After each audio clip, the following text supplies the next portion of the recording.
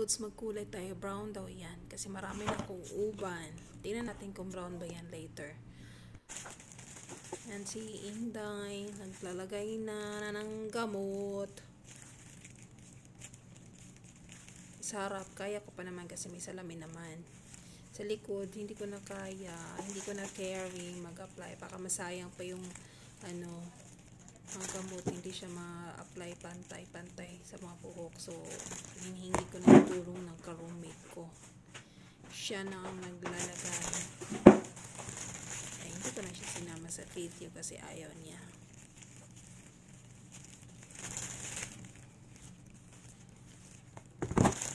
Yan. Ayusin mo paglagay, Intay. Para pantay.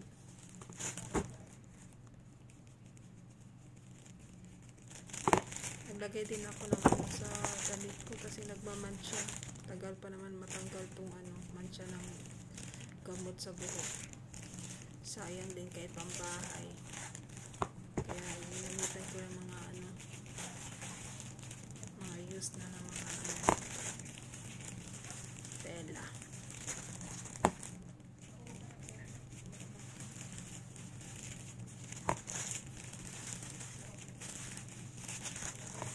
Ito yung before. Tapos pakita ko na ito yung kulay. Yan, tapos na. Nilagyan ako ng kasama ko yan. Tapos yan ang conditioner ko gagamitin pagliko. After an hour. Ito na siya. Ay, brown nga. Nice. Char. Thank you for watching. Please don't skip the ads, buyers.